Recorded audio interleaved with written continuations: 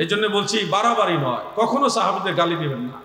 আপনি নিজের চিন্তা করেন, মাওলা আলী শানমান গান, নবী পাকের শানমান গাইতে থাকেন, আহলে বাইত রাসূলের শানমান গাইতে থাকেন, এটা আপনার জন্য নিরাপদ জোন। আর এখান থেকে দাঁড়িয়ে যদি আরেকজন সাহাবীর সমালোচনা করেন তাহলে কিন্তু বিপদে পড়ে যাবেন। আমার কথা বেজার হচ্ছেন আপনারা? বেজার হলে কিচ্ছু করার নেই, এটাই হক, কিয়ামত পর্যন্ত এটাই হক, কিয়ামতের পরেও এটা হক, এটার বাইরে কোনো কথা নাই। ইদানিং চট্টগ্রামে একটা বিষয় নিয়ে খুব বার্গেনিং হচ্ছে, আমি অনলাইনে ফলো করলাম। আহলে বাইত রাসূল তিনাদের নামের সাথে আলাইহিস সালাম বলা যাবে কিনা এটা নিয়ে আমি এই বিষয়টা একটু কথা বলতে চাই। শুনুন, আবহমান কাল থেকে, মানে ইসলামের আবহমান কাল থেকে সালাফদের আমলের মধ্যে আমরা দেখেছি তারা অনেক ক্ষেত্রে ইমাম হাসান, ইমাম হুসাইন, হযরত আলী, মা ফাতেমা তিনাদের নামের সাথে রাদিয়াল্লাহু আনহু লিখেছেন, ম্যাক্সিমাম টাইমে রাদিয়াল্লাহু আনহু লিখেছেন, মাঝে মধ্যে আলাইহিস সালামও লিখেছেন। সেই হিসাবে আমরা সুন্নি মতাদর্শীরা ম্যাক্সিমাম টাইমে রাদিয়াল্লাহু আনহু বলি, মাঝে মধ্যে আলাইহিস সালাম বলি। তবে যখন শিয়া সুন্নি এক প্রশ্ন দাঁড়াবে তখন আর শিয়াদের সাথে আমরা সাদৃশ্য রাখবো না। এটা মান তাশাব্বাহু বিকাউমিন ফাহুয়া মিনহুম, আবু দাউদ শরীফের হাদিস অনুযায়ী। মনে রাখবেন, আলাইহিস সালাম মাওলা আলীকে যেমনি ভাবে বলা যাবে আবু বকর সিদ্দিককেও বলা যাবে। মাওলা আলীকে, ইমাম হাসান রাদিয়াল্লাহু আনহুকে আলাইহিস সালাম যেইভাবে বলা যাবে হযরত ওমর ফারুক, হযরত ওসমান জুন্নুরাইন, মাওলা আলী সবাইকেই বলা যাবে। এটা এমন নয় যে ওনার জন্য খাস, অন্যদের জন্য খাস না। আমরা খুতবা পড়ি না, খুতবার মধ্যে একটা জিনিস খেয়াল করেন, ওয়াসসালাতু ওয়াসসালামু আলা রাসূলিহিল কারীম, ওয়াসসালাতু ওয়াসসালামু, সালাত এবং সালাম, সালাম খেয়াল করবেন, ওয়াসসালামু আলা রাসূলিহিল কারীম ওয়া আলা আলিহি ওয়া আসহাবিহি, আরো আছে, হ্যাঁ আরো আছে অনেক। তো এখানে আমি জাস্ট বোঝানোর জন্য বলছি, আলে রাসূলের ব্যাপারেও সালাত এবং সালাম শব্দটাকে ইনভলভ করা হয়েছে, এবং আসহাবে রাসূলকেও সালাত এবং সালামকে ইনভলভ করা হয়েছে। জুমার খুতবাতে পাবেন, ঈদের খুতবাতে পাবেন, বক্তাদের ওয়াজের খুতবাতে এটা পাবেন। তাহলে আলাইহিস সালাতু ওয়াস সালাম এটা যেমনি ভাবে আলে রাসূলের ব্যাপারে বলা জায়েজ, তেমনি ভাবে আসহাবে রাসূলের বেলায়ও বলা জায়েজ। হ্যাঁ, আমরা সুন্নি মতাদর্শী সালাফদেরকে অনুসরণ করি, ওনারা সাহাবায়ে কেরাম সম্পর্কে ম্যাক্সিমাম সময় রাদিয়াল্লাহু আনহু শব্দটা ব্যবহার করেছেন, কারণ এই শব্দ আল্লাহ নিজে সাহাবীদের সম্পর্কে ব্যবহার করেছেন। রাদিয়াল্লাহু আনহুম ওয়া রাদুআন যালিকা লিমান খাশিয়া রাব্বাহু। এই রাদিয়াল্লাহু আনহু শব্দটা অনেক দামি শব্দ, মহান সৃষ্টিকর্তা আমার আল্লাহ নিজে রাদিয়াল্লাহু আনহু শব্দ সাহাবীদের সম্পর্কে ব্যবহার করেছেন। এই জন্য আমরা আলে রাসূলের ব্যাপারে রাদিয়াল্লাহু আনহু শব্দটা ম্যাক্সিমাম বলবো কোরআনের আয়াতকে প্রাধান্য দিতে গিয়ে। এছাড়াও মাঝে মধ্যে যদি আমরা আলাইহিস সালাম বললি আবার শিয়া বানায়া দিয়েন না, এটা বলা জায়েজ আছে, সাহাবীদের বেলায় বলা জায়েজ আছে। আপনি নিজেদের বেলায় তো আসসালামু আলাইনা ওয়া আলা ইবাদিল্লাহিস সালিহিন কি নামাজের ভিতরে আছে না? তো আপনি তো সালিহিন যারা, আউলিয়া যারা, সবাইকে সালাম দিচ্ছেন। আসসালামু আলাইনা, আমার নিজের আগে নিজের উপর আনছেন, নিজেদের উপর আনছেন। ওয়া আলা ইবাদিল্লাহিস সালিহিন, পৃথিবীর সমস্ত সালিহিন আউলিয়াদেরকেও সালাম দিলেন। তাহলে সবার বেলায় চলবে, আহলে রাসূলের বেলায় চলবে না, বিষয়টা এরকম না। আপনারা আহলে রাসূল, আহলে বাইতে রাসূলের ব্যাপারেও আলাইহিস সালাম মাঝে মধ্যে বলবেন, কিন্তু শিয়াদের মতো না যে রাদিয়াল্লাহু আনহু এটা তারা বলাটাই মনে করে যে আহলে রাসূলের সাথে বেয়াদবি হয়ে যাবে, এরকম মনে করে তারা। কিন্তু আমরা সুন্নিরা বলি রাদিয়াল্লাহু আনহু, কোরআনের আয়াত অনুযায়ী এটা প্রাধান্য দেই, মাঝে মধ্যে আলাইহিস সালামও বলি, এটাকে আইব দোষ মনে করি না। কিন্তু শিয়ারা আওলাদে রাসূল, আহলে রাসূলের ব্যাপারে রাদিয়াল্লাহু আনহুকে একবারে দোষ মনে করে, এটা বাড়াবাড়ি। যেখানে শিয়া সুন্নির দ্বন্দ্ব হবে সেখানে আমরা রাদিয়াল্লাহু আনহুকে প্রাধান্য দিব, আর এমনিতে নরমালি আমরা রাদিয়াল্লাহু আনহু বেশিরভাগ বলবো, মাঝে মধ্যে আলাইহিস সালামও বলবো।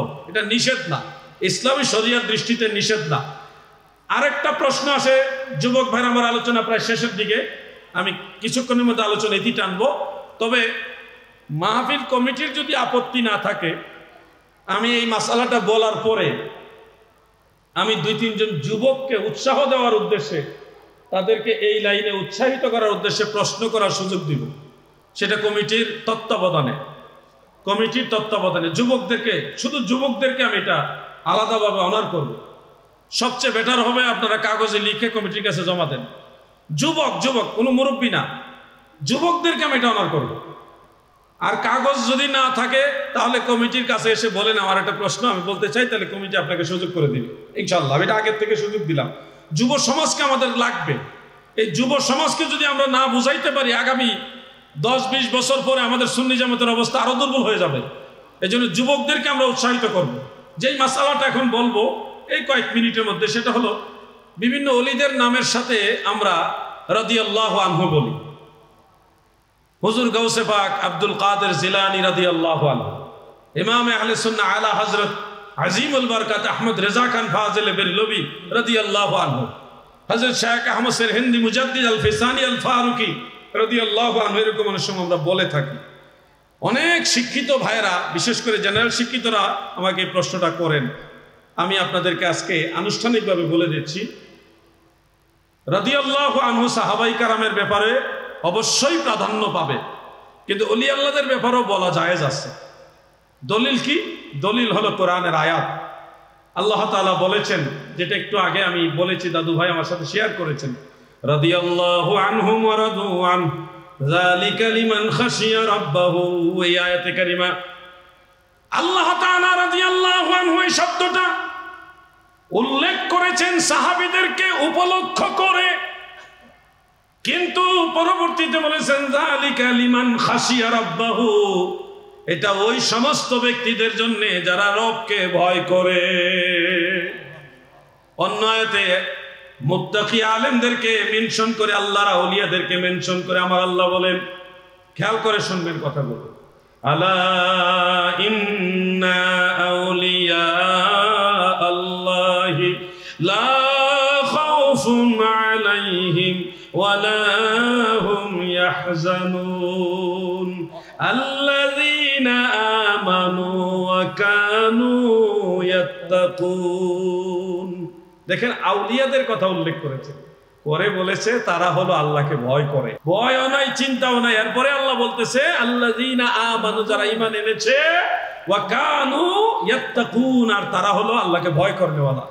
এই যে আল্লাহকে ভয় করে, এই পরিচয়টাই হলো লিমান খাশিয়া রাব্বাহু, যারা আল্লাহকে ভয় করে তাদের ব্যাপারে রাদিয়াল্লাহু আনহুম ওয়া রাদু আন। খেয়াল করবেন কথাগুলো। অন্য আয়াতে আল্লাহ তাআলা বলেছেন ইন্নামা ইয়াখশাল্লাহা মিন ইবাদিহিল উলামা, যারা মুত্তাকি পরহেজগার আলিম তারা আল্লাহকে ভয় করে। এই আয়াত অনুযায়ী যারা আল্লাহর ওলি এবং মুত্তাকি, আল্লাহকে ভয় করেনওয়ালা, তাদেরকে রাদিয়াল্লাহু আনহু বলা কোরআনের আয়াত অনুযায়ী জায়েজ। এই জন্য বড় পীর আব্দুল কাদের জিলানী, উনি আল্লাহকে ভয় করেনওয়ালাদের অন্তর্ভুক্ত আছে না নাই? খাজা গরিব নওয়াজ আছে না নাই? আলা হযরত আছে না নাই? এই ধরনের আল্লাহর ওলি যারা, তাদের ব্যাপারে আপনি কোরআনের আয়াত অনুযায়ী রাদিয়াল্লাহু আনহু বলতে পারবেন। তবে সব সময় না বলে ম্যাক্সিমাম রহমাতুল্লাহ আলাইহি বলবেন, রাহিমাহুল্লাহ, মাঝে মধ্যে রাদিয়াল্লাহু আনহু বলবেন। এগুলি ব্যালেন্স করে চলবেন দাদু। আমাদের অনেক ভাইরা অনেক বেশি বুঝতে চায়, হ্যাঁ আলা হযরতের নামের সাথে রাদিয়াল্লাহু আনহু বললেন কেন, উনি কি সাহাবী নি? এরকম প্রশ্ন করে। এরা জানে না তাফসীরে রুহুল বায়ানের মধ্যে উল্লেখ, আল্লামা ইসমাঈল হাক্কি হানাফি রাহিমাহুল্লাহ তিনি লিখেছেন, রাদিয়াল্লাহু আনহু লাইসা বিতাখসিসিন বিসসাহাবা। যারা আলেম তারা তো বুঝেই ফেলেছেন, আহলে সুন্নাহ ওয়াল জামাতের রায় হলো রাদিয়াল্লাহু আনহু সাহাবীদের ব্যাপারে বলা উত্তম, কিন্তু এটা তাদের জন্য খাস নয়। আপনি চাইলে রাদিয়াল্লাহু আনহু বলতে পারেন, সাহাবীদের ব্যাপারে আরো উন্নত সুন্দর শব্দ সেগুলি বলতে পারবেন, এটা ছাড়া অন্যটা বলা যাবে না এরকম নয়। আর সাহাবী ছাড়া অন্য কাউকে রাদিয়াল্লাহু আনহু বলা যাবে না, এটা আহলে সুন্নাহ ওয়াল জামাতের ফয়সালা নয়। ইমাম বুখারী সাহাবী নয়, তাবেঈও নয়, অথচ আপনি দেখবেন বুখারী শরীফের কভার পেজের মধ্যে সেখানে ওনার নামের সাথে রাদিয়া আনহু লেখা আছে। ইমাম মুসলিমের নামের সাথে রাদিয়া আনহু লেখা। ওনারা তো আরো কাছের লোক, হাফেজ ইবনে কাসির উনি তো 700 হিজরির লোক, 700 হিজরির লোক। তাফসীর ইবনে কাসিরের মধ্যে ওনার নাম, ওনার যে পরিচিতি, ওখানের মধ্যে ওনার নামের সাথে রাদিয়াল্লাহু আনহু এবং রাহিমাহুল্লাহ দুইটাই আছে ইবনে কাসিরের নামের সাথে। ইমাম আজম আবু হানিফা রাহমাতুল্লাহ আলাইহি উনি তাবেঈ, ওনার নামের সাথে রাদিয়াল্লাহু আনহু বহু ফিকহের কিতাবে আছে। ইমাম মালিকের নামের সাথে রাদিয়াল্লাহু আনহু লেখা আছে, ইমাম শাফিঈর নামের সাথে আছে। ইমাম কুদুরি উনি কি সাহাবী? ইমাম কুদুরি রাহমাতুল্লাহ আলাইহির নামের সাথেও হেদায়া গ্রন্থাকার রাদিয়াল্লাহু আনহু লিখেছেন। তাহলে বিষয়টা বুঝতে হবে, না বুঝে হুট করে ফতোয়া দিবেন না। আলা হযরতকে রাদিয়াল্লাহু আনহু কেন বললেন? উনি কি সাহাবী? এই লোকটা কিতাব পড়ে নাই, এক কিতাবুল আন্দাজ পড়া ফতোয়া দিতেছে। এগুলি হলো ফিতনা, এদের থেকে সচেতন থাকবেন। আমরা বলছি না যে ওলিয়াদের সাথে রাদিয়াল্লাহু আনহু বলা একেবারে জরুরি, বলছি না, মাঝে মধ্যে বললে এটা নাজায়েজ না, জায়েজ আছে। আল্লাহ তাআলা সবাইকে বোঝার তৌফিক দেন, আমিন। প্রশ্নটা এসছে যুগ উপযোগী। প্রচলিত প্রাইজ বন্ড বা লটারি বৈধ নাকি হারাম? প্রাইজ বন্ড বা লটারি যে সিস্টেমটা এখন আসছে বর্তমান আমাদের দেশে, একটা টোকেন দেওয়া হয় যে আমার থেকে এই মালটা কিনলে আপনি একটা টোকেন পাবেন, 1 মাস পরে বা নির্দিষ্ট একটা সময় পরে প্রত্যেকের টোকেন নাম্বারগুলি একটা লটারি সিস্টেম করে, এই লটারির মধ্যে যে 2 জন যাচাই করে বাছাই করে আমাদের কাছে আসবে, সেই 2 জনকে আমরা এই পুরস্কার দিব, মোটরসাইকেল দিব, হ্যাঁ, টেলিভিশন দিব, ফ্রিজ দিব, অনেক সময় উমরা করারও অফার দেয়। এই যে একটা সিস্টেম চালু হয়েছে দেশে, এই সিস্টেমটার পিছনে ভালো বা সৎ উদ্দেশ্যওয়ালা লোকের সংখ্যা একেবারেই কম। আমাদের বাংলাদেশে সোনার মানুষ বেশি, যার কারণে কপটকতা, ছল চাতুরি বা ধোঁকাবাজি এগুলি ওখানে বেশি। আপনি দেখবেন যেই মালটা চলে না, দীর্ঘদিন গুদামে পড়ে আছে, গোডাউনে পড়ে আছে, তারা এটা কিভাবে সেল দিবে, এই চিন্তাটা মাথায় যখন আসে তখনই লটারির ঘোষণাটা দেয়। এটা আমার একটা অভিজ্ঞতা। অনেক দিন ধরে এই মালটা চলতেছে না, কেমনে চালানো যায়? এখন এই মালটা তো প্রায় একেবারে ড্যামেজের কাছাকাছি, ডেট ওভারের কাছাকাছি চলে গেছে। এটা তো ভোক্তাদেরকে ঠকানোর উদ্দেশ্যে লটারি দিল, বেটার মালও বিক্রি হইলো, লাভও। এমনটা দেখা যায় যে জিনিসটার মূল্য, একটা কথার কথা যে 100 টাকা, সে লটারির উদ্দেশ্য হওয়ার কারণে এটার দাম 110 টাকা করে দেয়, একটু বাড়তি দাম দেয়। মানুষ নিয়ত করে জিনিস তো আমার এটা লাগবই, জিনিসটা এটা লইয়া লাই, যদি ভাগ্য লাগা যায় তাহলে তো একটা ফ্রিজ পাবো, নাইলে উমরাতে যাবো। মানুষের টার্গেটটা হলো লটারি। জিনিস যাচাই বাছাই করার চেয়ে বেশি টার্গেট নেয় লটারি। এই সুযোগ নিয়ে আমাদের ব্যবসায়ী ভাইয়েরা বাবারা বেজার হয়েন না, আমি জানি এই কাজের সাথে আপনারা অনেকে জড়িত, কিন্তু আমাদের উপরে জিম্মেদারি আছে। আমরা যারা মদিনাওয়ালার গোলামি করি, আমাদের উপরে জিম্মেদারি আছে আপনাদের সতর্ক করে দেওয়া। সেই সতর্কতার আলোকে আপনাদেরকে বলছি, এই ধরনের প্রাইজ বন্ড বা লটারির ক্ষেত্রে ম্যাক্সিমাম ভোক্তাদেরকে ঠকানো হয়। মানসম্মত গুণগত মান সম্পন্ন দ্রব্য সামগ্রী আপনাদের দেয় না, যেটা প্রায় ড্যামেজ হওয়ার পথে অথবা যেটা চলে না, এই ধরনের মাল আপনাদেরকে গোছাই দেয় লটারির একটা লোভ দেখাইয়া। এমনিতে কোরআনুল কারীমের মধ্যে আল্লাহ তাআলা লটারিকে নিষেধ করেছেন। তো সব ধরনের লটারি না, যেই ধরনের লটারির মধ্যে ভোক্তাদের সাথে প্রতারণার আশ্রয় নেওয়া হয়, ধোঁকার আশ্রয় নেওয়া হয়, ভোক্তাদের ঠকানোর আশ্রয় নেওয়া হয়, এই ধরনের লটারি হারাম কোরআনের আয়াত দ্বারা প্রমাণিত। কোন আয়াত? সূরা মায়েদা আয়াত নম্বর 90। আয়াত নম্বর কত? 90। বলেন আয়াত নম্বর কত? 90। আল্লাহ তাআলা সেখানে বলেছেন, বিসমিল্লাহির রহমানির রহিম, ইয়া আইয়ুহাল্লাযীনা আমানু ইন্নামাল খামরু ওয়াল মাইসিরু ওয়াল আনসাবু ওয়াল আজলামু রিজসুম মিন আমালিশ শাইতান ফাজতানিবুহু লাআল্লাকুম তুফলিহুন। আমি তো হাফেজ না, আয়াত ঠিক আছে নি? ঠিক আছে, স্লিপ হইতে পারে, কারণ আমরা তো হাফেজ না। এই আয়াতের মধ্যে 4টা জিনিসকে আল্লাহ তাআলা নিষেধ করেছেন। 1 নম্বরে মদ, খমর। 2 নম্বরে জুয়া নিষেধ। 3 নম্বরে মূর্তি। মূর্তি দেব দেবী যে পূজা করা হয় এগুলো নিষেধ করা হয়েছে। 4 নম্বরে হলো লটারি। ভাগ্য নির্ধারক, যে ভাগ্য যদি লাগিয়া যায় এই ধরনের চিন্তা করে যে কোনো জিনিস আপনি করবেন এবং যেটার সাথে প্রতারণা লুকায়িত, এই ধরনের লটারি হারাম, আল্লাহ নিষেধ করেছে, আল্লাহ নিজে হারাম করেছে। আমাদের বাংলাদেশে ব্যবসায়ীরা সুযোগ পাইলেই ভোক্তাদেরকে ঠকায়, এটা আমাদের দেশের কালচার। ম্যাক্সিমামের উপরে ফতোয়া আসবে। আপনি যদি বলেন না আমি তো ঠকাবো না, তো ঠকাইবেন না হইলে আপনি কেন লটারি ঘোষণা দেন? আপনি লটারি ঘোষণা দেওয়ার পিছনে তো আপনার একটা টার্গেট থাকে। আপনি লটারি ঘোষণা দেবেন কেন? আপনার ইচ্ছা হয়েছে, আমার মনে চাইছে আমি আমার ব্যবসার অংশ থেকে আমি 2 জন মানুষকে উমরা করাবো। আপনি ব্যবসার পরে 2 জন মানুষকে ডাক দিয়া বলেন যে আমার ব্যবসার অংশ থেকে আমার এই 2 ভাইকে আমি উমরা করাইলাম আল্লাহর ওয়াস্তে দোয়া পাওয়ার জন্য। এইভাবে করেন না, এইভাবে দেখেন পাবেন না কাউরে। মাল কিনো, আমার থেকে মাল কিনো, তাইলে বোঝা গেল ডাল মে কুছ কালা হয়। এই জন্য সতর্ক থাকবে। আমাদের দেশের ব্যবসায়ী ভাইরা বেজার হবেন না। আপনারা যেই পরিমাণ পাপ করেন, আপনারা যে কেমনে জান্নাতে যাইবেন খুব চিন্তা হয় মাঝে মধ্যে। আল্লাহ স্পেশাল আপনাদের ক্ষমা না করলে এই যুগের ব্যবসায়ীরা যে কেমনে জান্নাতে যাবে আল্লাহ পাক ভালো জানে। কিন্তু যদি সৎভাবে ব্যবসা করতেন, নবীদের সাথে শহীদদের সাথে জান্নাতে যেতে পারতেন। কত বড় সম্মান আল্লাহ রসুল আপনাদের দিয়েছে। কিন্তু দেখেন না, বেশিরভাগ ব্যবসায়ী কেমনে 2 টাকা লাভ করবে। 10 টাকার জিনিস 15 টাকা সুযোগ পাইলে, মানে বাংলাদেশ এমন একটা দেশ, যদি শুনে কালকে কিয়ামত হবে জায়নামাজের দাম বাড়াই দিবে। আজব দেশ। মুরগি চুরি করে মসজিদের ইমাম, হাঁস চুরি করে মসজিদের ইমাম, বালিশ চুরি করে মসজিদের ইমাম।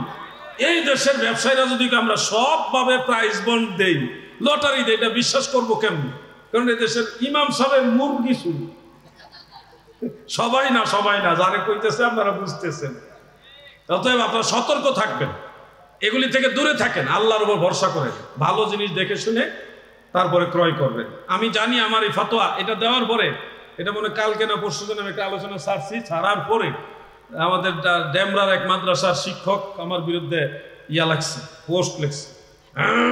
বাহারুরা একা আছে, বাদায়ু সানায়ের মধ্যে আছে, বেশ কয়েকটা কিতাবের নাম লেখছে। দেখা উপরে 1 নম্বর 2 নম্বর 3 নম্বর দিয়া উনি আরবিতে লেখছে আর কি। উনি আরবি জানেওয়ালা লোক, আরবিতে লেখছে এই শর্তে এটা জায়েজ, এই শর্তে এটা না জায়েজ। উনি নিজে একটা ফতোয়া লেখা কিতাবের নাম কতগুলি লেখা ধরে দিছে। আমি যখন কইলাম যে মূল এবারতের ছবি দেন, এখন আর আসে না। কিতাবের এবারতের ছবি দেন, ওখানে নাই। উনি নিজে ফতোয়া বানায়া কিতাব, বড় বড় কিতাবের নামে চালাই দিছে। বাটফারি কি মানুষ সবার লোকে করে? আলাউদ্দিন জাহাদি মারাত্মক চিজ, বাড়িতে গিয়ে ধরে লাগে। এই জন্য বলি, এগুলি হালাল বানাইবার বহু দুনিয়াদার মোল্লা আছে। তাদের দাড়ি আমার চাইতে বড়, তাদের ডিগ্রি আমার চাইতে বড়। তারা শুধু কয়েকটা আরবি পড়বে, ওই যে এই মৌলবীর মতো আরবি নিজে ফতোয়ার কিতাবের নাম দিয়া নিজে ফতোয়া বানাই ফেলছে। এই ধরনের মৌলবীরা কয়েকটা আরবি বলবে আর কিতাবের নাম বলে জায়েজ বলে দিবে, আর এদেরকে ব্যাংকের মাধ্যমে হোক আর খামের মাধ্যমে মোটামুটি বান্ডেল পাঠায় দেয়। বহুত আছে এরকম আগের যুগের ছিল, এখন আছে। আমরা এটা পারবো না, কারণ আমরা একটা জিম্মেদারি নিয়ে চলি, আল্লাহর হাবিবের গোলামি করি। এই গোলামির অবস্থান থেকে যদি মানুষদেরকে ভুল পথে আমরা ডাইভার্ট করি, তাহলে আপনাদের সমস্ত দায়ভার আমাদের উপর চলে আসবে। আমার কথা হলো, যেখানে বিপদের আশঙ্কা আছে এটা থেকে দূরে থাকো। তুমি ভালো মানুষ পাইবা কয়জন? গ্যারান্টি দিতে পারবা যে অমুকে 100% পিওর? গ্যারান্টি নাই। অতএব যেখানে বিপদের আশঙ্কা আছে সেখান থেকে দূরে থাকাই হলো সেই। আল্লাহ তাআলা সবাইকে বুঝার তৌফিক দেন, বলেন আমিন। বুঝছেন নি? লটারি বিষয়ে বুঝছেন? যেতে লটারি দিব বুঝবেন তার ধান্দা আছে। আশহাদু আন্না মুহাম্মাদার রাসূলুল্লাহ সাল্লাল্লাহু আলাইহি সাল্লাম। তখন চুমু খাওয়ার জায়েজ আছে কিনা এবং চুমু খাওয়ার সময় আওয়াজ করা যাবে, এটা তো জীবনে অসংখ্য জায়গায় আলোচনা করেছি। সুন্নি আলেমদের অনেক প্রসিদ্ধ একটা আলোচনা, এটা এখনো প্রশ্ন করে লাগে। হ্যাঁ, আমি আপনাদের সহজে বলি, ফতোয়া সুফিয়া নামক একটা প্রাচীন কিতাব আছে। এটা বেশি দিন আগের না, আজ থেকে 900 বছরের মতো আগের। কয়শো বছর? সেই ফতোয়া সুফিয়া, সেটার মধ্যে মাসালাটা আছে। এরপরে কানজুল উব্বাদ, কেউ কেউ কানজুল ইবাদ পড়ে থাকেন, সেখানের মধ্যেও শরহে আওরাদ সেই কিতাবের মধ্যেও এই মাসালাটা আছে। এর পরবর্তীতে আসছে ফতোয়ায়ে শামির মধ্যে, ফতোয়ায়ে শামি শরহে কানজ, এটার মধ্যে এই মাসালাটা নাই। ফতোয়ায়ে শামির মধ্যে উল্লেখ আছে ইমাম কুহস্তানির আলাদা একটা রেসালা ছিল, সেই রেসালার মধ্যে এই মাসালাটা আলাদা আলোচনা করেছেন। অতএব ইমাম কুহস্তানির কিতাবের মধ্যে শারহুল কবির, ওই কিতাবটার নাম শারহুল কবির, ইমাম কুহস্তানি ওই রেসালাটার নাম। তো সেখানের মধ্যেও উনি এই মাসালাটা আনছেন, রেসালার মধ্যেও আনছেন, ফতোয়ায়ে শামিতে আনছেন, এবং হাসিয়াতু তাহতাবি আলা মারাকিল ফালাহ এই কিতাবের মধ্যেও ইমাম তাহতাবি এই মাসালাটা আনছেন। তিনারা সবাই বলেছেন আজানের মধ্যে কেউ যদি আশহাদু আন্না মুহাম্মাদ রাসূলুল্লাহ শুনে, এবং তখন যদি হাদিসের ইবারতে আছে এই তর্জনী আঙ্গুলের কথা আছে, শাহাদাত আঙ্গুলের কথা আছে, তো আমার কথা হলো মূল টার্গেটটা শাহাদাত আঙ্গুল দিয়েও আপনি যদি করেন আলহামদুলিল্লাহ ওকে। আবার অনেক কিতাবে বৃদ্ধাঙ্গুলির কথাও আছে, তো সেখানে আপনি এইভাবে চুমা খেয়ে চোখে মাসেও করবেন। ফুকাহায়ে কেরাম এটাকে মুস্তাহাব বলেছেন। তো কওমি অঙ্গনের আলেম ভাইরা এটা নিয়ে একটু মাঝে মধ্যে কথা বলেন এবং এটাকে প্রশ্নবিদ্ধ করার চেষ্টা করেন। আমার কথা হলো ভাই, আমানতদারিতার সাথে কথা বলুন। ফতোয়া শামিতে বিভিন্ন ফিকহের কিতাবে মাসালাটা এসেছে, তাফসীরে রুহুল বয়ানে আল্লামা ইসমাইল হাক্কি মাসালাটা এনে ইমাম কুহস্তানির ফতোয়াকে বলেছে, উনি যথার্থই বলেছেন, কাদ আসাবা এই শব্দটা ব্যবহার করেছেন, খুব যথার্থই বলেছেন উনি, যে মানে এই মাসালাটা রদ করেননি, এটাকে সাপোর্ট দিয়ে এটাকে শক্তিশালী করেছেন। অতএব এটার বিরোধিতা করা যৌক্তিক কোনো অবস্থান আপনাদের নাই। ইমাম মোল্লা আলী কারি রহমাতুল্লাহ আলাইহি আসরারুল মারফুআ বি আখবারিল মাওদুআ, সেখানে ওই হাদিস শরীফ হযরত বেলাল রাদিয়াল্লাহু আনহু আযান দিলেন, আবু বকর সিদ্দিক চুমা খাইলেন, দয়াল নবীজি বলেছেন যে মান ফাআলা মিসলা মা ফাআলা খালিলি হাল্লাত আলাইহি শাফাআতি, যারা এইভাবে আমার আবু বকরের মতো আমল করবে তাদের জন্য সুপারিশ করা আমি রাসূলুল্লাহর জন্য জরুরি হবে, বৈধ হয়ে যাবে। সুবহানাল্লাহ। এই হাদিস উল্লেখ করে ইমাম মোল্লা আলী কারি লিখেছেন, কুলতু ওয়াইজা সাবাতা রাফউহু আলা সিদ্দিক ফায়াকফিল আমালু বিহি।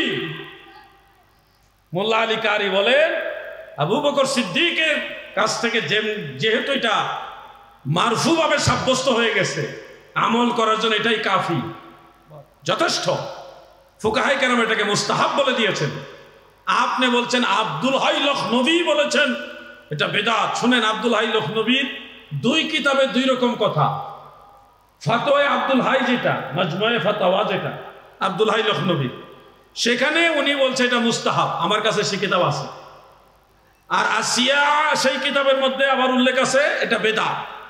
তো কোনটা ঠিক বুঝতাম কেমনে? কারণ এই ওয়াহাবির আবার কিতাব জালিয়াতি করারও রেকর্ড আছে। আব্দুল্লাহ লখনবীর ফতোয়ার মধ্যে বলছে এটা মুস্তাহাব, এমনকি দেওবন্দের দারুল উলুম, দেওবন্দ যে ফতোয়ার কিতাব, ফতোয়া দারুল উলুম, ওইটার মধ্যে লেখা আছে এটা মুস্তাহাব। কোনটা মানতাম না এমনি ভাই? আপনাদের কিতাবের দারুল উলুম দেওবন্দের কিতাবে লেখাটা মুস্তাহাব। আব্দুল হাই লখনবী ওনার মাজার জিয়ারত করে আসছে আমি লখনৌতে, ইউপিতে, ভারতে। আব্দুল হাই লখনবী তিনি আবার একটা ফতোয়া মাজমুয়ে ফাতাওয়া, ফতোয়া আব্দুল হাই, সেটার মধ্যে আবার লেখছে এটা মুস্তাহাব। আপনারা আরেক কিতাবের হাওলা দেন ওখানে বেদাত করছে। তো এইটা ঠিক না এইটা ঠিক? এইটা ঠিক হইলে আবার ফতোয়া দারুল উলুম দেওবন্দ কি বেঠিক? আউলা জাউলা তো এত ভেজাল না। আমাদের হানাফি মাযহাবের ইমামরা এটাকে মুস্তাহাব বলেছে, আমরা মুস্তাহাব হিসেবে আমল করি। চুমা খাইতে গেলে তো আওয়াজ হইব নিয়ে ভাই, এটা ঠেকায় রাখবেন কেন? স্বাভাবিক আওয়াজ করেন, এত আওয়াজ করেন না যে আরেকজনের মনোযোগ নষ্ট হয়ে যায়। কি তা জানে হয়েছে এত জোরে চুমা দেওয়ার দরকারটা কি? মহব্বতের আওয়াজ যদ্দুরা যায় যা হদ্দুরই করেন, আল্লাহ বোঝার তৌফিক দেন, আমিন।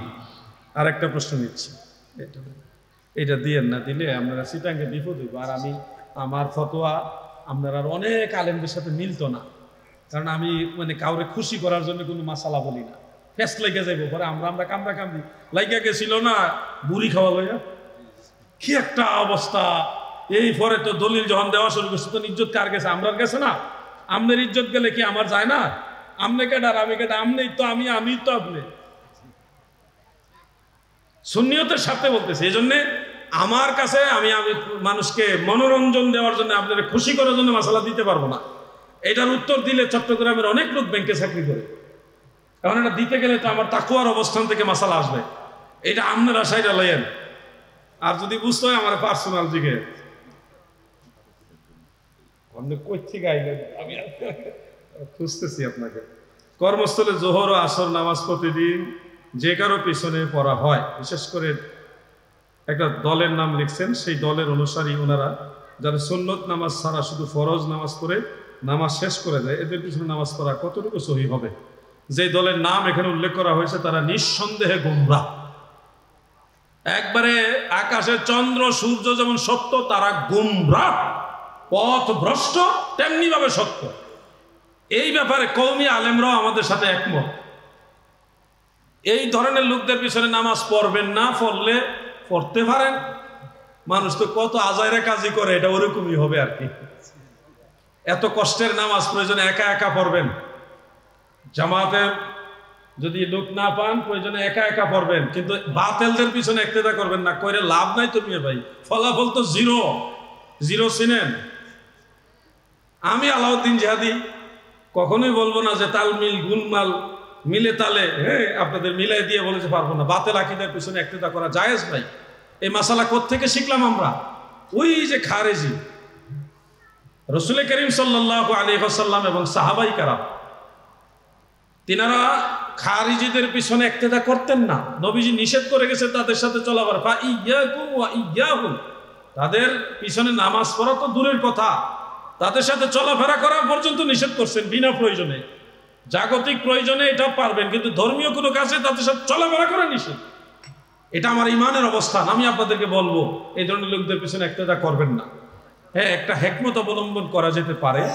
কখনো যদি কোনো মসজিদে গিয়ে হঠাৎ করে অনেক লোকের সাথে ঢুকে গেছেন, বুঝতে পারলেন ইমাম সাহেব আহলে সুন্নাহ ওয়াল জামাতের আকীদার লোক না, এখন বের হয়ে গেলে একটা ফিতনা তৈরি হয়ে যাবে।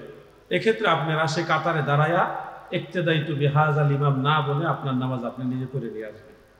এটা হলো ফিতনা থেকে নিজেকে বাঁচানোর উদ্দেশ্যে। অন্যথায় কখনো বাতিলদের পিছনে ইক্তেদা করবেন না। আলা হযরত মাসালা দিয়েছে যে 3 দিন পর্যন্ত, ধরেন একজন ইমামের পিছনে নামাজ পড়ছেন, সে আকীদাগতভাবে আহলে সুন্নাহ ওয়াল জামাতের আকীদার লোক কিনা আপনি জানতে পারছেন না, কনফিউশন আছে। আপনি কি করবেন এখন?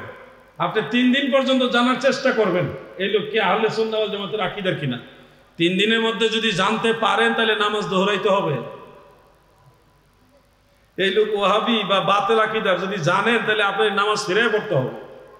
আর যদি 3 দিন চেষ্টা করেছেন, বেশ কয়েকজন জিজ্ঞাসা করছেন, তারাও বলতে পারে না, তাহলে আল্লাহ পাক আপনাকে ক্ষমা করবে। বাতিলদের পিছনে কোনো ক্রমে ইক্তেদা করা যাবে না ভাই। আপনি বেজার হইতে পারেন আমার উপরে, কিন্তু আমার নামাজের দাম আছে, আপনার নামাজের দাম নাই। এজন্য যেখানে সেখানে ইক্তেদা করে ফেলেন। আমার নামাজের দাম আছে নিয়ে ভাই। আমি অনেক যাচাই বাছাই করে নামাজ পড়ি, প্রয়োজনে নিজেরা 2-3 জন জামাত পড়ি, তারপরে নবীর দুশমনের পিছনে ইক্তেদা করি না। আজকে এশারের নামাজ আমরা নিজেরা পড়ছি, শুধু যদি আমরা ইমাম না পাই আমরা নিজেরা জামাত পড়ি না, কিন্তু তারপরে বাতিলদের পিছনে ইক্তেদা করি না। বাকি আপনাদের ইচ্ছা, আমার দায়িত্ব জানাই দেওয়া।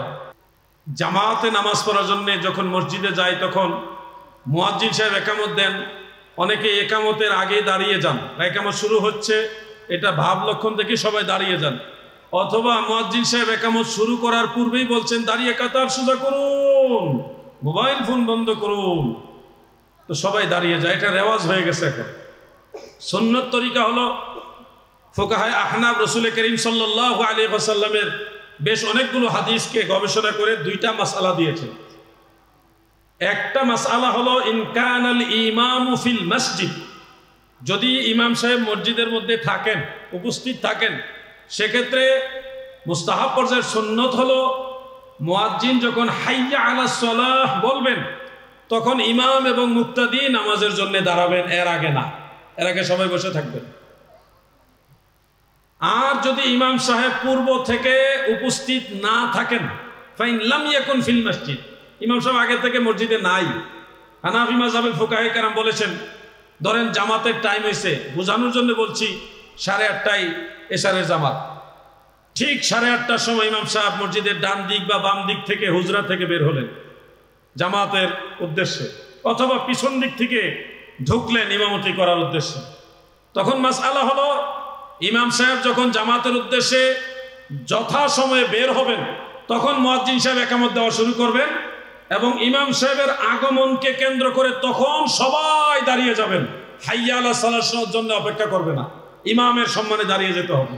এই হইল দুই মাসালা, দুইটাই হানাফি মাযহাবের মাসালা, দুইটাই হাদিস দ্বারা প্রমাণিত। হাদিসের মধ্যে দুই ধরনের হাদিস রয়েছে।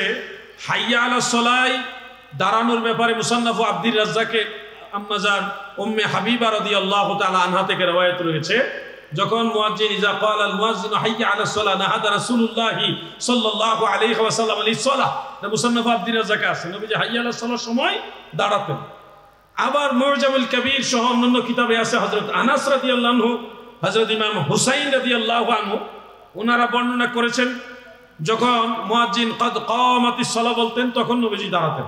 তো হানাফি মাযহাবের ইমামরা দেখলেন হাইয়া আলাস সালাহর সময় দাঁড়াইলে হাইয়া আলাস সালাহর হাদিস আমল হয়, ক্বাদ কামাতিস সালাহের ভিতরে এসে যায়, কিন্তু ক্বাদ কামাতিস সালাহর সময় দাঁড়াইলে হাইয়া আলাস সালাহর সময় দাঁড়ানোর হাদিস বাদ করে যায়। তো হানাফি মাযহাবের ইমামরা চিন্তা করলাম আমরা দুইটা হাদিসে একসাথে আমল করব, যেন হাইয়া আলাস সালাহটাও আমরা আমল হয়, ক্বাদ কামাতিস সালাহটাও আমরা পেয়ে যাই, কোনোটা যেন বাদ না পড়ে। এটা হানাফি মাযহাবের রায়। কথা বুঝছেন নি আপনারা? কোন ক্রমে মনে রাখবেন, একামতের আগে দাঁড়িয়ে কাতার সোজা করুন এটা বলা যাবে না। একামত শেষ হওয়ার পরে ইমাম সাহেব বলবে দাঁড়িয়ে কাতার সোজা করুন বা ডানে বামে দেখে কাতার সোজা করুন। একামতের পরে এই ঘোষণা দেওয়া সুন্নাত। এখনো হারামাইন শরীফাইনে মক্কা মুকাররমায় মদিনা মুনাওয়ারায় একামত শেষ হলে ইমাম সাহেব আরবিতে এই কথাগুলি বলে, দেখবেন আপনারা খেয়াল করে। একামতের আগে এটা বলা যাবে না। ওয়াহাবিরা আমরা মিলাদ পড়ি দিকে নবীজিরে সালাম দেই দিকে আমরা আরে বিদাতি কয়, আমরা বলে বেদাতি, অথচ তারা নিজেরা বেদাত প্রতিষ্ঠা করছে, একামতের আগেই দাঁড়ায় যায়। বেদাত অরিজিনাল বেদাতি তো তারা, নবীজিকে সালাম দিলে বেদাতি হয় না, নবীর সুন্নাতকে পরিবর্তন করে দেওয়া হলো বেদাত। ঠিক কিনা বলে? আল্লাহ তাআলা বুঝার তৌফিক দেন, বলেন আমিন।